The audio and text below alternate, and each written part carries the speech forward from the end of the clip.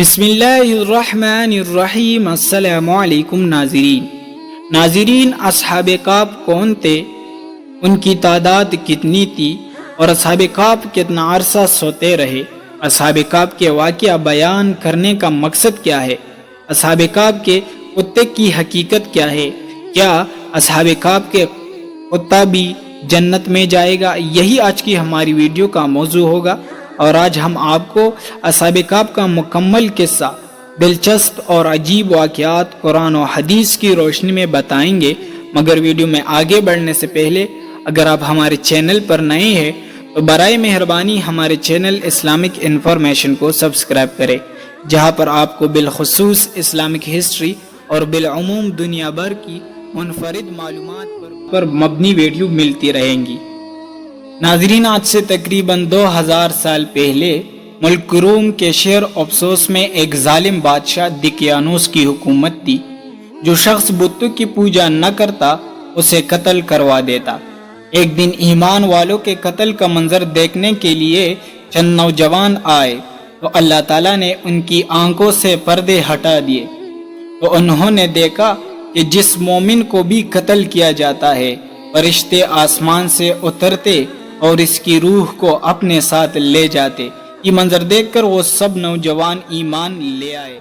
بادشاہ دقیانوس کو سفر پر جاتے ہوئے اس بات کا علم ہوا تو اس نے انہیں 3 دن کی مہلت دی کہ میرے واپس آنے تک ایمان سے پھر جاؤ، ورنہ تمہیں قتل کر دیا جائے گا۔ ناظرین، تیسرے دن یہ صاحب ایمان نوجوان کچھ مال لے کر رات کے وقت شہر سے رخصت ہو گئے۔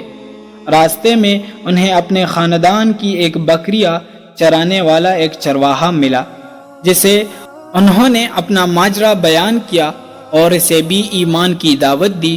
چرواہے نے ایمان قبول کیا اور ان کے ساتھ شامل ہو گیا۔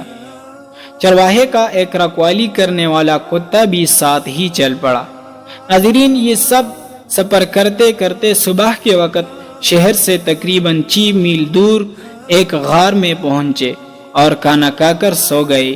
یہی وجہ ہے کہ انہیں اصحاب کہف یعنی غار والے کہا جاتا ہے۔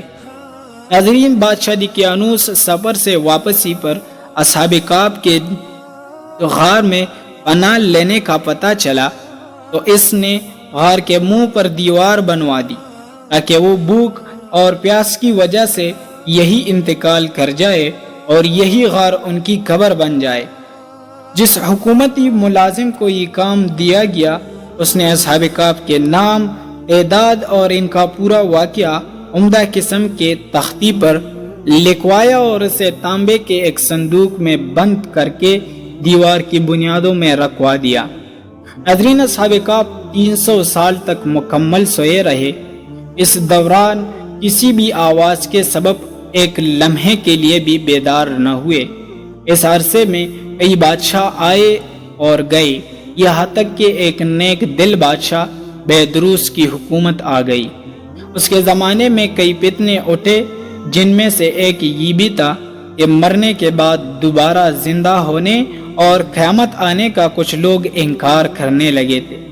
ناظرین، بیدروس نے یہ حالت دیکھ کر بارگاہ الہی میں فریاد کی، یا اللہ تعالیٰ، کوئی ایسی نشانی ظاہر فرما جس سے لوگوں کو مرنے کے بعد دوبارہ زندہ ہونے اور قیامت آنے کا یقین ہو جائے۔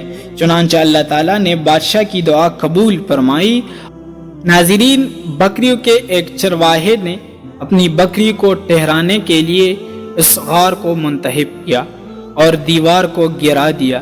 دیوار گراتے ہی لوگوں پر ایسی دہشت سوار ہو گئی کہ دیوار گرانے والے وہاں سے بھاگ گئے اور اصحاب کہف اللہ تعالیٰ کی حکم سے اپنی نیند سے بیدار ہو گئے۔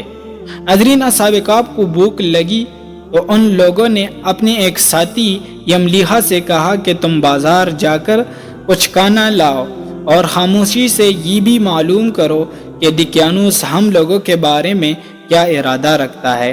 یملیحا غار سے نکل کر بازار گئے اور ایک دکاندار سے کھانا لینے گئے اور دقیانوسی زمانے کا روپیہ دکاندار کو دیا، جس کا چلن بند ہو چکا تھا۔ دکاندار کو یہ شبہ ہوا کہ شاید اس شخص کو کوئی پرانا خزانہ مل گیا ہے۔ لہٰذا اس نے یملیحہ کو سپاہیوں کے سپرد کر دیا۔ سپاہیوں نے یملیحہ سے پوچھا، بتاؤ یہ خزانہ کہاں سے آیا؟ یملیحہ نے کہا، ہمارے پاس کوئی خزانہ نہیں، یہ ہمارے ہی پیسہ ہے۔ سپاہیوں نے کہا، ہم کیسے مان لیں کیونکہ یہ سکے 300 سال پرانے ہیں۔ یملیحہ نے کہا، پہلے تو مجھے یہ بتاؤ کہ دقیانوس بادشاہ کا کیا حال ہے؟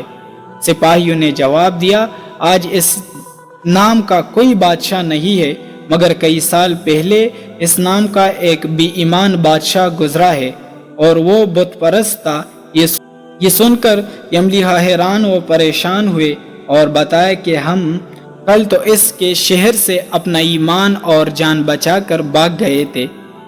میں اور میرے ساتھی قریب کے ایک غار میں چھپ گئے تھے، جبکہ میرے باقی ساتھی اب بھی غار میں موجود ہے۔ تم میرے ساتھ چل کر خود ہی دیکھ لو۔ جب سپاہی اور بہت سے لوگ اس غار کے پاس پہنچے تو اصحاب کہف یملیحہ کے انتظار میں تھے۔ ناظرین، جب غار پر بہت سے آدمی پہنچے اور شور سنائی دینے لگا تو اصحاب کہف سمجھے کہ دقیانوس کی فوج ہمارا تعاقب کر کے غار تک آ پہنچے، لہٰذا وہ اللہ تعالیٰ کے ذکر اور حمد و ثنا میں مشغول ہو گئے۔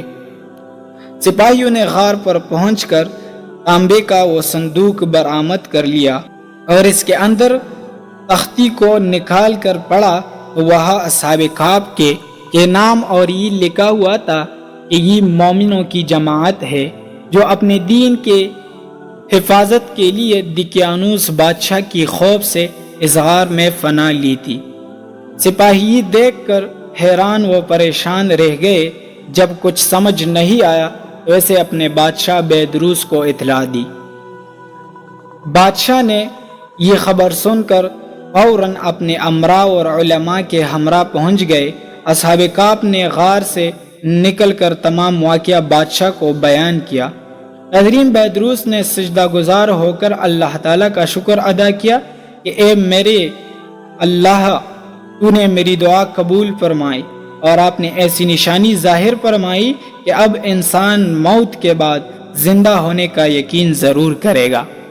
ناظرین، جدید تحقیق کے بعد یہ معلوم ہوا ہے کہ یہ واقعہ حضرت عیسیٰ علیہ السلام کے بعد حضور صلی اللہ علیہ وسلم کے زمانے کے قریب پیش آیا تھا۔ امید کے ساتھ اجازت دیجیے کہ آپ کو ہماری ویڈیو پسند آئی ہوگی۔ ملتے ہیں بہت جلد ایک نئی تاریخی تحقیقی اور معلوماتی ویڈیو کے ساتھ۔ دیکھتے رہیے اسلامک انفارمیشن۔